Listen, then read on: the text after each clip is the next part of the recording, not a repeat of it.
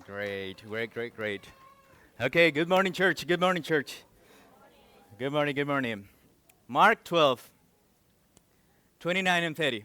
Okay, we're there. Jesus replied, the most important commandment is this: Listen, O Israel, the Lord our God is the one and only Lord. And you must love the Lord your God with all your heart, all your soul, all your mind, all your strength. Heart, soul, mind, strength. We have already covered heart, two sermons about heart, two sermons about the soul, and this is sermon number 2 about the mind.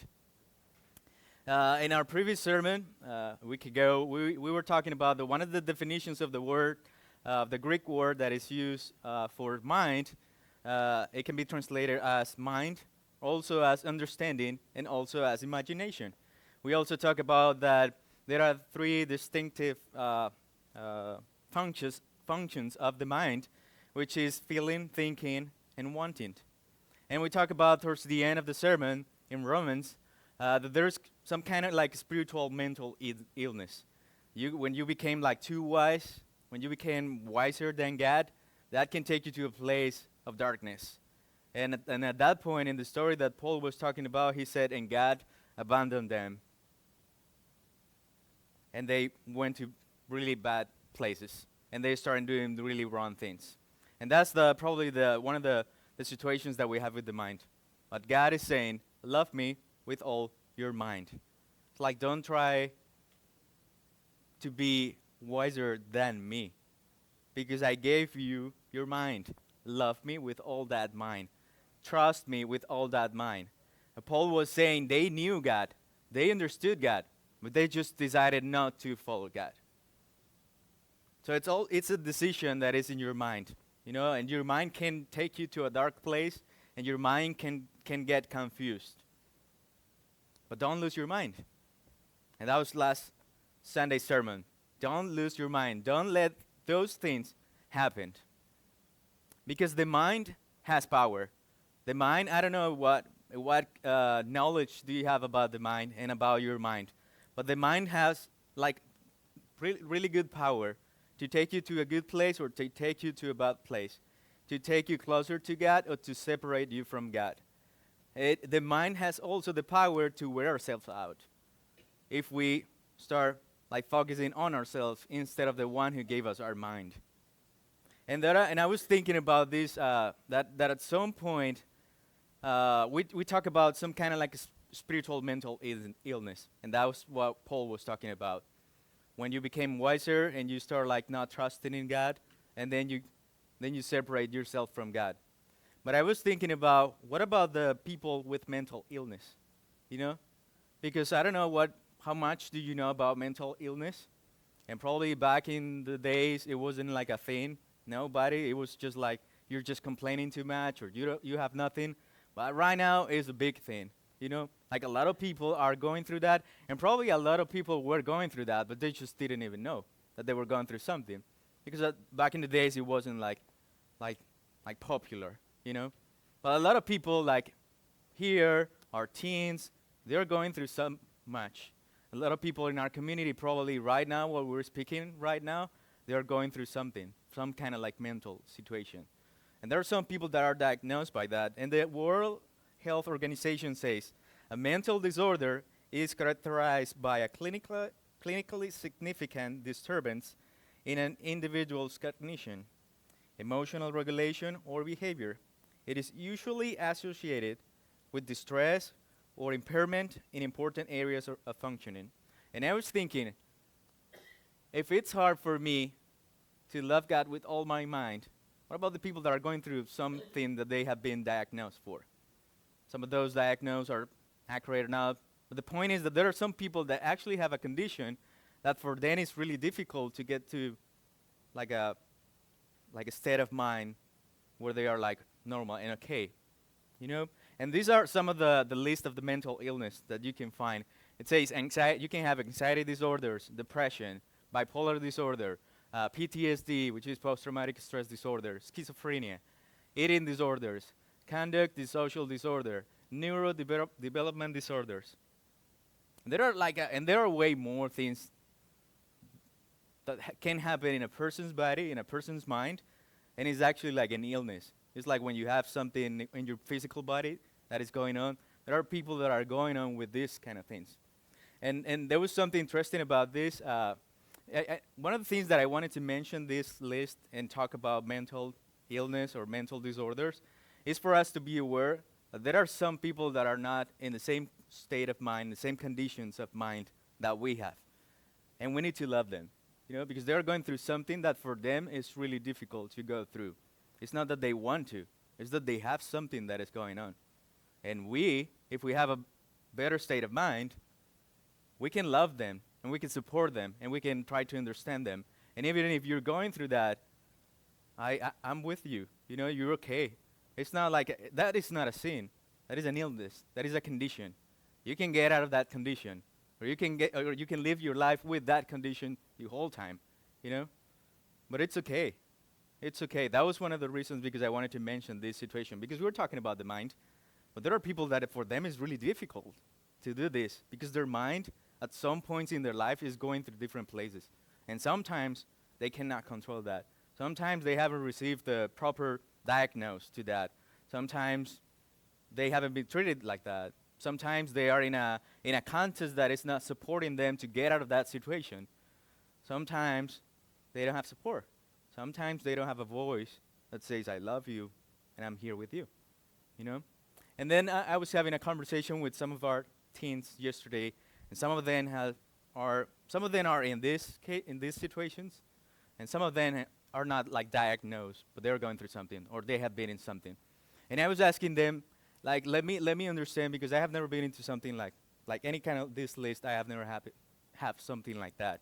So let me understand what happens when you are in those kind of moments. What's going on in your mind? Is it hard for you to love God? Or what's going on? And they were saying, actually what happens is that you can get out of that situation. You know that God is powerful to take you out of that. You know that God can take you out of that place. You know that God loves you. You know that God can do something bigger for you. But then you turn your mind and start thinking about yourself, and then you start to say, no, I won't be able to get out of this. No, I don't have the strength. I don't have the capacity to get out of this situation. And I thought about that, and I found that interesting. And I said, well, I thought that the problem was that the people that are in these conditions, they cannot love God with all their mind because their minds are going through something different or difficult. But they actually love God in the midst of their situations. They know who God is. The problem with their mind is that the problem with their mind is that it's not with God, it's with themselves. They know God can do something bigger. They know they can get out of that situation. But they tell themselves, I'm not going to be able to make it. And I found that interesting because I thought it must be hard for them to love God with all their mind. But it's actually not exactly like that. They love God with all their mind. Their problem is with themselves.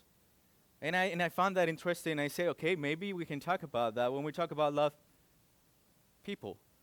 Because the second commandment says, love your neighbor as, and that's when your mind has an issue. Because actually you're loving God, but you cannot love yourself because some of those things are what happen over there. And I found that really interesting. So the mind has the power to take you away from God or to take you to really bad places. Some of them said there are some times where you say, I don't want to live. I don't want to do this anymore. They know God. They love God. But they tell themselves, I'm not going to be able to do this. So the mind has the power to take you to that dark place where you can even take away your life. And also the mind has the power to shape your health and your well-being. There's a quote from the Stanford report, and it says, search for the internet for the power of the mind, if you Google the power of the mind, and you will find some strange things. A program that promises to show you how to attract success simply by focusing on it. A great many nutritional supplements, and a video purporting to show a Shaolin monk breaking things with his head. But beyond the hucksters and the hype, the mind actually can do some remarkable things, including shaping our health and well-being. It's the same process that your mind is having that is taking you to a really bad place. The same kind of process can take you to a really good situation, to a really good place. And it's all coming from your mind. And there is something that is called the placebo effect. And there's an article in Forbes.com that it says, that is titled, Accessing the Power of Your Mind, Placebo Effect and Mindset. And it says what happens with the placebo effect is that the brain anticipates an outcome. The mind then communicates to the body the anticipated outcome and prepares the body for healing. Through this process, the body can even miraculously create natural chemical reactions. So what happened with the placebo effect is that they have done several researches and studies where they take people and they do studies on them, and just by telling them, well, the drink that you're having right now has caffeine, they just like feel better. They just like feel with more energy, they just feel different. Just because they think that the drink that they were having has caffeine. And like things like that with other medicine and other drugs. They tell them, oh yeah, you're actually doing this. And their minds prepare their bodies and their bodies just start healing because they think that something is going on when actually nothing is going on, different. So the mind can take you, your mind can take you to a really good place and your mind can take you to a really bad place. And God is telling you, love me with all your mind. And at this point you are like, okay, we get it, Danny. So 2 sermons and we understand the mind has a lot of power. Tell me how to love God with all my mind. That's the question, right? Just tell me how to love God with all my mind. Now the mind has power, but how do I love God with all my mind? What if my mind is not letting me do that? What if my mind knows that God is supernatural, that God is powerful, but what if my mind is telling myself that I'm not worthy? What if my mind is telling myself that I'm carrying this sin and I'm carrying this and I'm not going to be able to be like holy and I'm going to be able to do this and to do that? What if my mind is so corrupted because of the things that you have experienced, because of the things that you have seen? What if my mind is in those places? And what if my mind is telling me, you cannot, you're not a good Christian, you don't do this well. You're a different person at church than during the week. I don't even want to be here. What if your mind is telling you that? And that's when the gospel comes and takes place. That is when the good news of Jesus comes and takes place. And I found that when we talk about the heart, love God with all your heart, we talked that we had a heart that was like a stone. And what God did was he changed that stone heart and he gave me a tender one. And he said, so he basically took your stone heart and gave you a new one, and now he's telling you, love me with all that new heart. You don't even know how to love God with all your heart? He gave you a new one so that you can make it. And then we talk about the soul. And we found also something interesting about the soul, because it says that he has purified our souls when we believed in the truth, which is Jesus. So there is a purification process for our souls, and he's telling you, love me with all your soul, and he purified your soul. Are you finding any connection between those things? Is there something going on? Let me read something about the mind. In Jeremiah, when we're talking about the heart, we went to Jeremiah 31:33. And it says, this is the covenant I will make with the people of Israel after that time, declares the Lord. I will put my law in their minds and write it on their hearts. I will be their God, and they will be my people. In that promise in Jeremiah, God is telling the people of Israel, I will put my laws in your minds, and I will write them on your hearts. And then in Hebrews chapter 10, verse 15 and 16, which I think is the promise that includes us into the people of God, it says, the Holy Spirit also testifies to us about this. First, he says, this is the covenant I will make with them after that time, says the Lord. I will put my laws in their hearts, and I will write them on their minds. And I was thinking, okay, what's what's the difference between Danny without the law of God in his mind, and what is the difference with Danny with the laws written in my mind? You know? And I was thinking about what's the purpose of a law? What is a law for? You know? I think a law is kind of like a give us like a guide to say you can do this, you cannot do this. You should do it this way, you shouldn't do it this way, right? That's basically what the law is for. When something happens, you go to the law and it says, this is what you did. And here says that you shouldn't do that. Then you broke the law. You know? And I was thinking about that idea that God is telling me, I'm going to write my laws in your mind. And I was thinking, it's interesting because most of the times when we are in that kind of mental situation and we don't know what's going on, what happens normally is that we don't know what to do.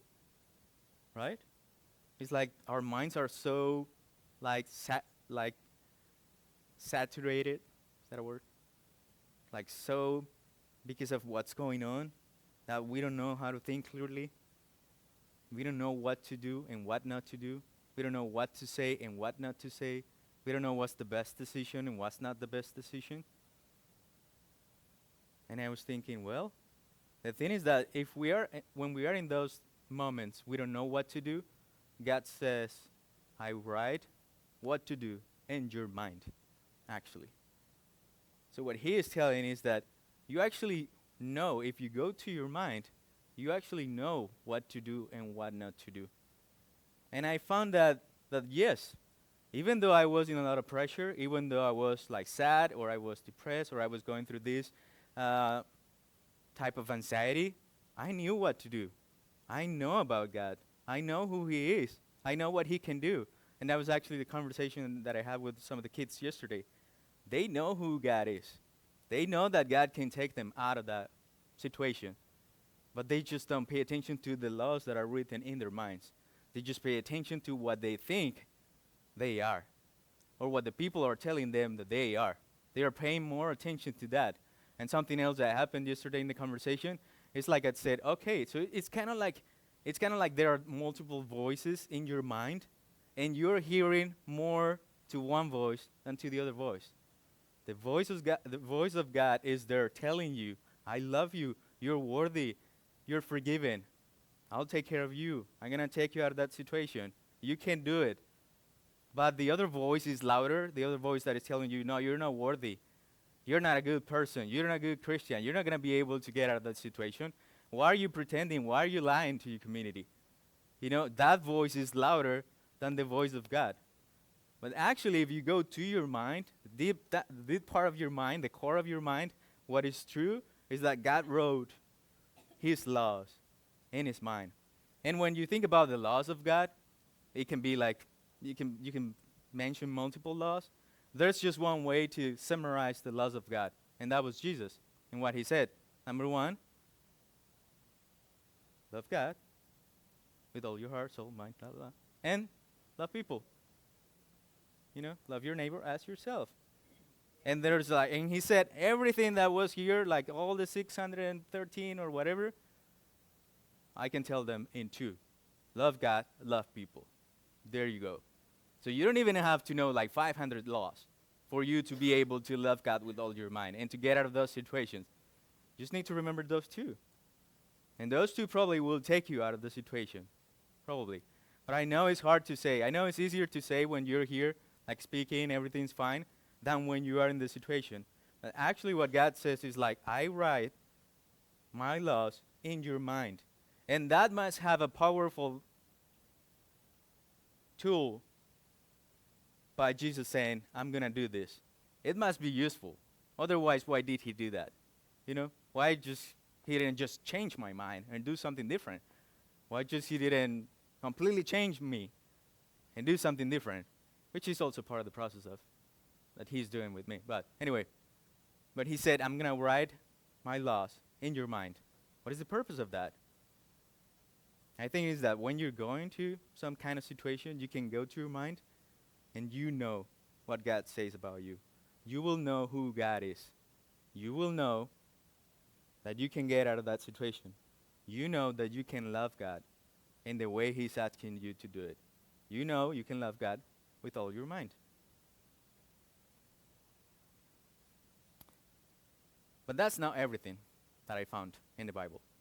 There are more good news. I found another good news in 1 Corinthians chapter 2, verse 12 through 16.